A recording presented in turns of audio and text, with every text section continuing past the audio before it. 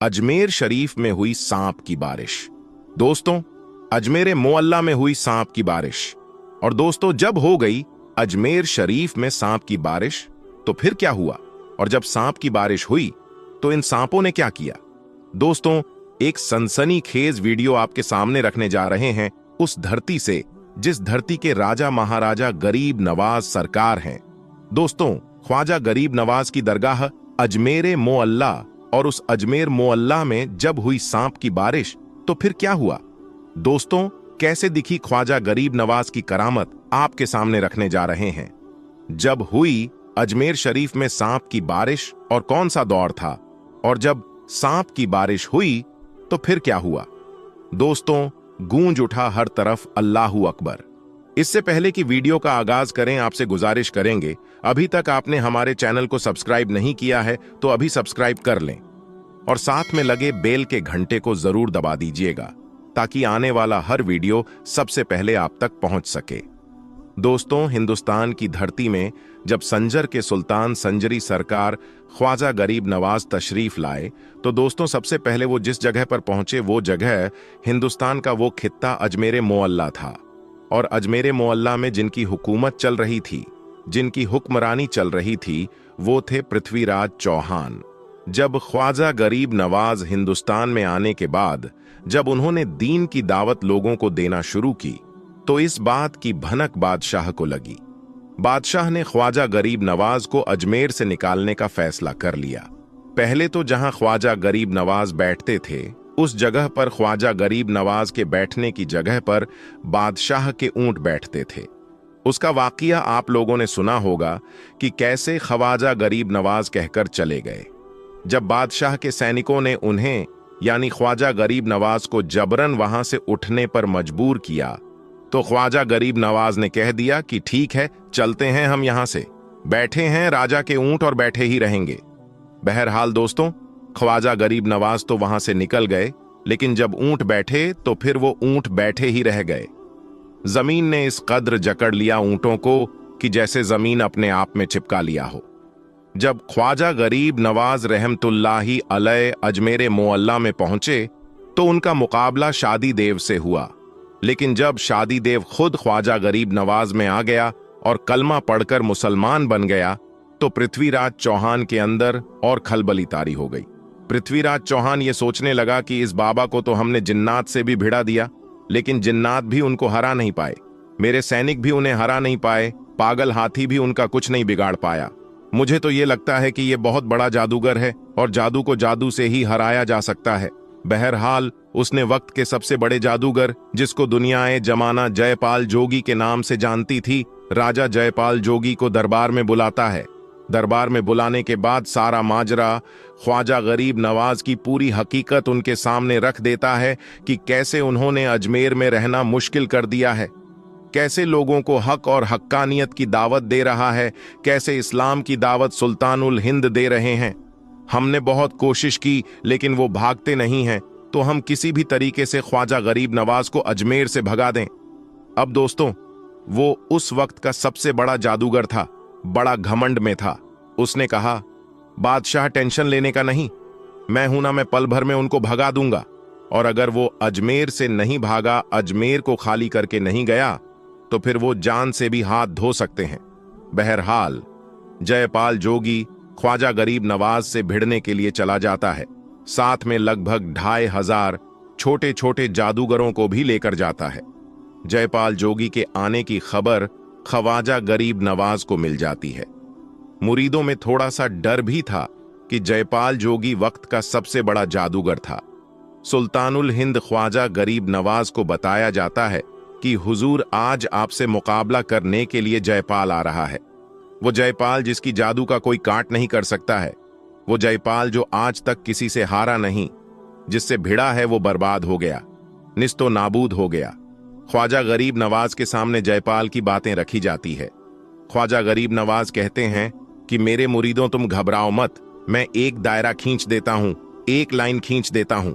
इस दायरे के अंदर जब तक मेरा मुकाबला जयपाल से होता रहे है तुम में से कोई भी इस दायरे से बाहर नहीं जाना। बहरहाल ख्वाजा गरीब नवाज ने एक लाइन खींचकर एक लकीर खींच दी। सारे मुरीद उसके अंदर आ गए। अब जयपाल आता है, ख्वाजा गरीब नवाज को धमका है। उसके बाद ख्वाजा गरीब नवाज उनसे डरते नहीं हैं। दोस्तों, सोचने का मकाम है कि जो अल्लाह से डरने वाला हो वो भला किसी जादूगर से क्या डर सकता है। ख्वाजा गरीब नवाज के ऊपर जयपाल की किसी भी बात का कोई असर नहीं होता है। जयपाल गुस्से में आ जाता है, अपने चेले चपाटों से कहता है कि इन पर फिजा में जादू करो और उनके ऊपर सांप की बारिश कर दो। दोस्तों, उसके बाद उन लोगों ने ऐसा जादू किया कि आसमान से सांप बरसने लगे। जी हां दोस्तों, आसमान से अजमेर मोअल्ला की धरती में सांप बरसने लगे। खास तौर पर जिस जगह ख्वाजा गरीब नवाज और उनके चाहने वाले थे वहां सांप बरसने लगे। लेकिन ख्वाजा का करिश्मा देखें, ख्वाजा की करामत देखें। किसी भी सांप में इतनी हिम्मत नहीं हुई कि जिस दायरे को ख्वाजा गरीब नवाज ने जमीन में खींचा था उस दायरे के अंदर गिरता, बल्कि सारे सांप उस दायरे के बाहर गिरे। दोस्तों, जब जादूगर ने देखा कि सांप की बारिश भी ख्वाजा का कुछ नहीं बिगाड़ पाई, फिर उसने ऐसा जादू किया कि आसमान से आग बरसने लगी। फिर भी ख्वाजा गरीब नवाज के इस दायरे के अंदर आग भी नहीं पहुंच सकी। फिर दोस्तों, जयपाल जोगी सारा तिगड़म कर बैठा और ख्वाजा गरीब नवाज और उनके चाहने वालों का कुछ भी बाल भी बाका नहीं कर पाया। तो उसने आखिर में यह सोचा कि अब मैं आसमान में उड़कर उनसे बदला लेता हूं, उन पर जादू करता हूं। उसके बाद वो हिरण की खाल फेंकता है और उस पर सवार होकर आसमान में उड़ जाता है। दोस्तों, इतना देखना था कि ख्वाजा गरीब नवाज अपने खड़वान को हुक्म देते हैं कि जाओ कि कुफ्र आसमान में है और तू यहां पर है, जाओ उसको पकड़कर मेरी बारगाह में लेकर आओ। बस फिर क्या था दोस्तों, ख्वाजा गरीब नवाज का खड़ावन उड़ता है। तारीख गवाह है कि खड़ावन जयपाल जोगी के सर पर इस कदर बरसता है कि डर के मारे जयपाल जोगी तड़पता हुआ ख्वाजा गरीब नवाज के कदमों में गिर जाता है। और जब कदमों में गिरता है तो फिर ख्वाजा गरीब नवाज उसी जयपाल जोगी को कलमा पढ़ा देते हैं। वही जयपाल जोगी आज तक दुनियाए जमाना में अब्दुल्लाह बयाबानी के नाम से जाना जाता है। आज भी कोई रास्ता गुम हो जाते हैं और अब्दुल्लाह बयाबानी के नाम से अगर दुआ करते हैं तो अल्लाह तबारक व ताला उनको रास्ता दिखा देता है। दोस्तों, इसी तरह एक हिंदू पंडित किसी शहर में रहता था जो अपनी जहालत की वजह से लोगों में बहुत मकबूल और मशहूर था। उस पंडित की खास बात यह थी कि वो इस्लाम और मुसलमानों से सख्त नफरत करता था, यानी कि इस्लाम और मुसलमानों के खिलाफ था।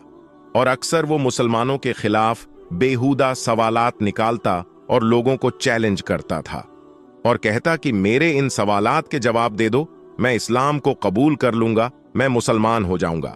इस तरह से वो अपनी इस गंदी सोच को दिखाकर मुसलमानों को नीचा दिखाता, जिसको देखकर वो हिंदू पंडित बहुत खुश होता था। इस तरह से उसे अपने इल्म पर बहुत गुरूर हो गया था। फिर एक बार उस हिंदू पंडित ने 3 सवाल बनाए और मुसलमानों को चैलेंज कर दिया कि अगर कोई मेरे इन 3 सवालों के जवाब दे देता है तो मैं इस्लाम कबूल कर लूंगा। दोस्तों, वो सवाल कुछ इस तरह के थे कि जिनका जवाब बड़े आलिमों के पास भी मौजूद नहीं था। और इस तरह से उस हिंदू पंडित का डंका एक बार फिर से जोर पकड़ गया। उस हिंदू पंडित के वो 3 सवाल कुछ इस तरह के थे। उसका पहला सवाल तो ये था कि जब आज तक किसी ने अल्लाह को देखा नहीं है तो फिर तुम लोग पहले कलमे में अल्लाह के एक होने की गवाही कैसे देते हो, और तुम ऐसा क्यों कहते हो कि अल्लाह के सिवा कोई माबूद नहीं है। उसका दूसरा सवाल यह था कि जब हर चीज पर अल्लाह कादिर है तो दुनिया में जो कुछ भी होता है वो अल्लाह की मर्जी से होता है, तो फिर दुनिया में किसी बुरी बात के लिए इंसान कसूरवार क्यों कहलाएगा। और उस हिंदू पंडित का तीसरा सवाल यह था कि तुम कहते हो कि शैतान आग से बना है, वहीं दूसरी तरफ अल्लाह ताला कहता है कि कल कयामत के दिन शैतान को जहन्नम की आग में डाला जाएगा। तो जब शैतान खुद आग से बना है तो उस आग में शैतान का क्या बिगड़ेगा भला, आग पर आग का क्या असर होगा। ये 3 सवाल उस हिंदू पंडित ने मुसलमानों के सामने पेश किए, लेकिन कोई भी उसके इन सवालों के जवाब नहीं दे सका। इस तरह से करते करते कुछ दिन गुजर गए। एक दिन वो हिंदू पंडित किसी काम से अपने घर से बाहर निकला अभी वो कुछ दूर गया ही था कि उसका गुजर एक दरवेश के पास से हुआ, जो कि जमीन पर बैठा हुआ मिट्टी के बड़े बड़े गोले बना रहा था। जैसे ही वो हिंदू पंडित उसके पास से गुजर रहा था तो फकीर ने उसको आवाज दी और अपने पास आने को कहा।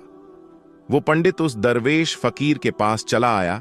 दरवेश ने कहा कि हमने सुना है कि तुम्हारे कुछ सवाल है जिनका आज तक कोई भी जवाब नहीं दे पाया।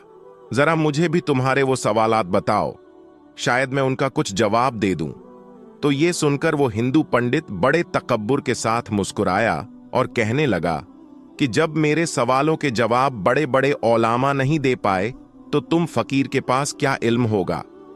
ये सुनकर वो बुजुर्ग फकीर भी मुस्कुरा दिया और कहने लगा कि तुम अपने सवालात तो बयान करो। तो अब एक एक करके उस हिंदू पंडित ने अपने सवालात दोहराने शुरू कर दिए।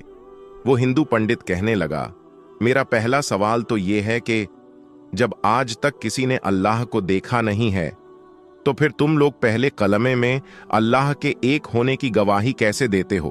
फिर तुम ये भी कहते हो कि अल्लाह के सिवा कोई माबूद नहीं है। और मेरा दूसरा सवाल ये है कि जब हर चीज पर अल्लाह कादिर है और इस दुनिया में जो कुछ भी होता है वो अल्लाह की मर्जी से होता है, तो फिर किसी बुरी बात के लिए इंसान कसूरवार क्यों कहलाएगा?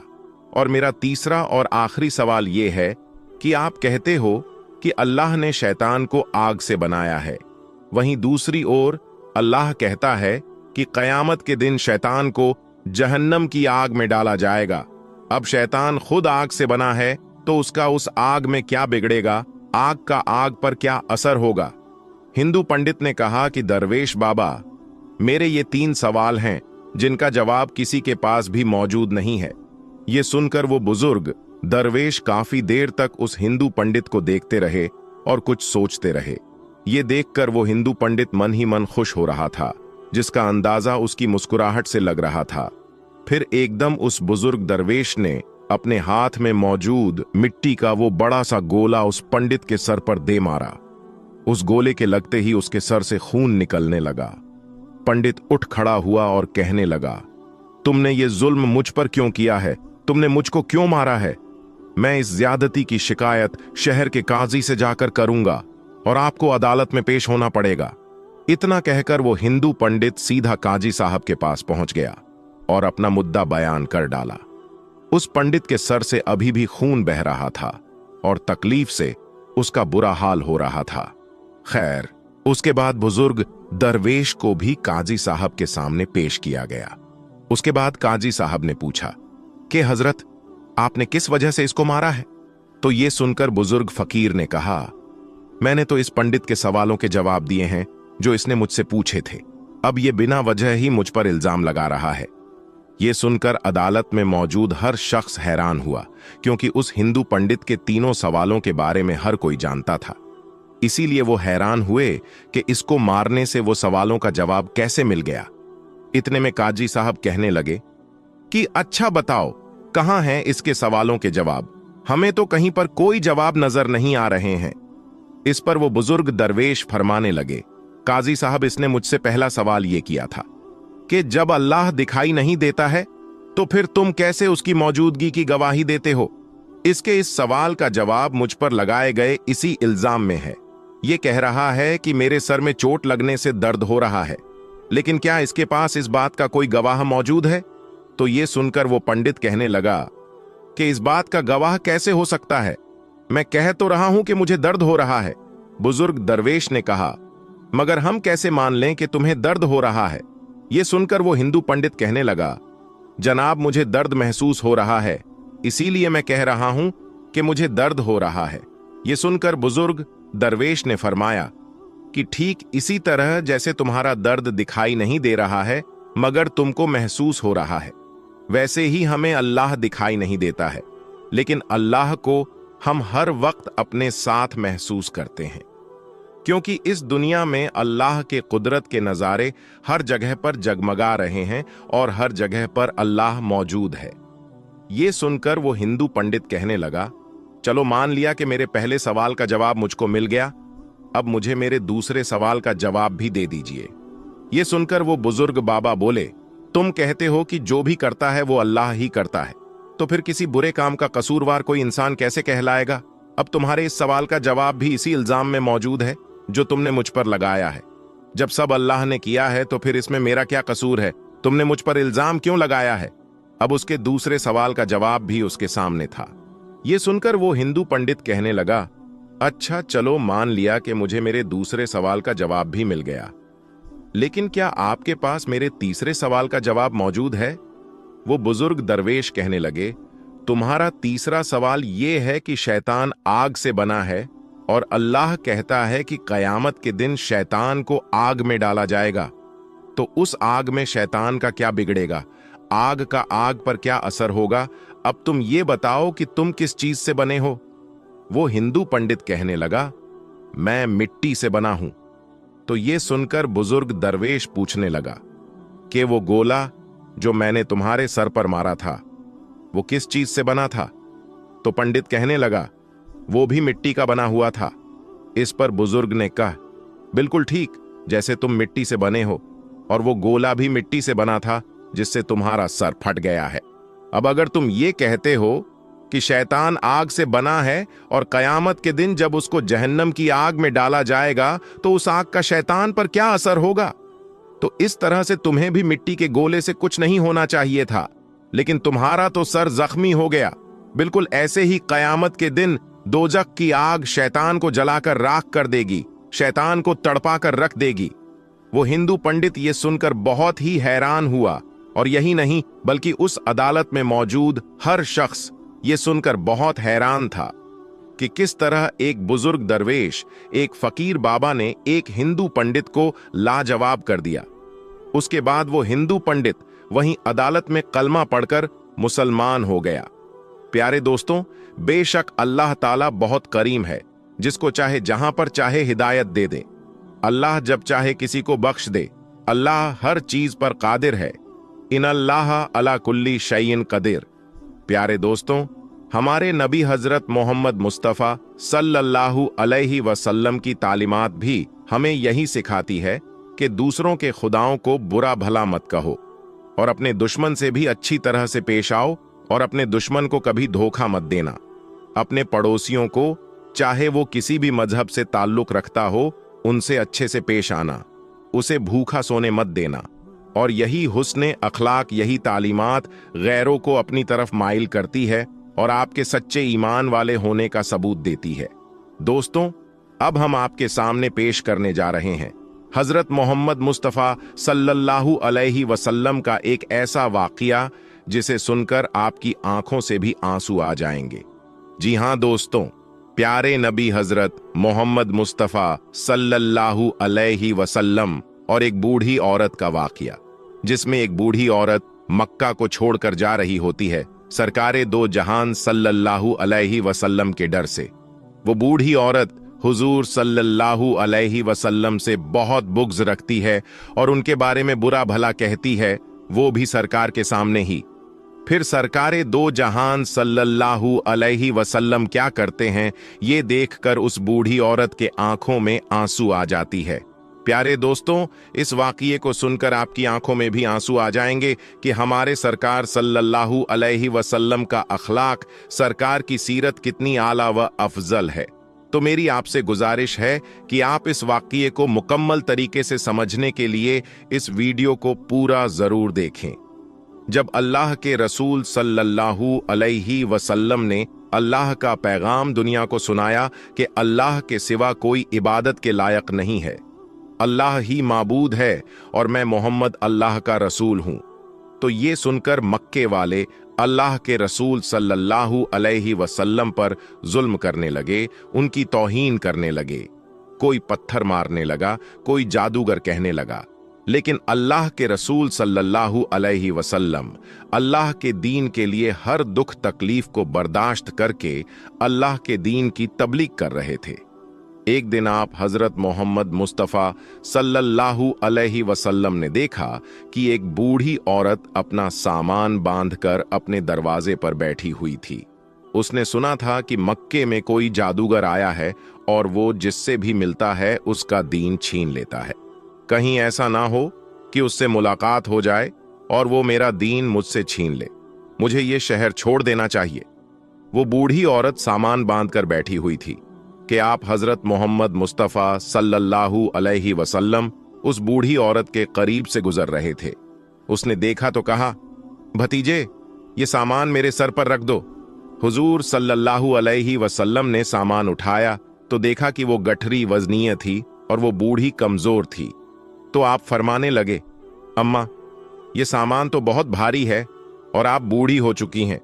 अगर आपको एतराज ना हो तो क्या मैं आपका सामान उठाकर आपकी मंजिल तक आपको पहुंचा दूं? तो वो बूढ़ी औरत आप सल्लल्लाहु अलैहि वसल्लम से मुस्कुराकर कहने लगी, ऐ नौजवान, इससे बड़ी मेहरबानी क्या होगी? तो अल्लाह के रसूल सल्लल्लाहु अलैहि वसल्लम ने उस बूढ़ी औरत का सामान अपने कंधे पर उठाकर उसके साथ चलने लगे। अभी आप सल्लल्लाहु अलैहि वसल्लम और वो बूढ़ी औरत साथ साथ चल रहे थे। तो इतने में वो बुरी औरत आप सल्लल्लाहु अलैहि वसल्लम से कहने लगी, ऐ नौजवान, मैं तुम्हें भी यही नसीहत करती हूं, मैं तुम्हें भी यही कहूंगी कि ये शहर छोड़कर चले जाओ, क्योंकि यहां पर कोई जादूगर आया हुआ है जिसका नाम मोहम्मद है। वो अपने आप को नबी कहलवाता है और हमारे खुदाओं को झूठा कहता है। और ऐ नौजवान, उसके लबों से निकलने वाले लफ्जों में इतना बड़ा जादू है कि जो भी उसकी बातों को सुनता है उसका ही हो जाता है, वो उस पर ईमान ले आता है। उसके बाद वो बूढ़ी औरत कहने लगी, ऐ नौजवान शख्स, मैंने पूरी जिंदगी अपनी बुतों की इबादत की है। मैं ये नहीं चाहती कि अब आखिरी वक्त में अपने खुदाओं से गाफिल होकर उस जादूगर की बातों में आ जाऊं। इस तरह पूरा रास्ता वो औरत, वो बूढ़ी औरत अल्लाह के रसूल सल्लल्लाहु अलैहि वसल्लम की तौहीन करती रही, उन्हें बुरा भला कहती रही। और अल्लाह के रसूल हजरत मोहम्मद मुस्तफ़ा सल्लल्लाहु अलैहि वसल्लम पूरे रस्ते उस बूढ़ी औरत का सामान अपने कंधों में उठाकर खामोशी के साथ उसे सुनते रहे। जब उस बूढ़ी औरत की मंजिल आ पहुंची तो अल्लाह के रसूल सल्लल्लाहु अलैहि वसल्लम ने उसका सामान उसके सुपुर्द किया और आप वहां से जाने लगे। तो वो बूढ़ी औरत पूछने लगी, ऐ नौजवान, कौन हो तुम? तुमने अपना नाम तो बताया ही नहीं।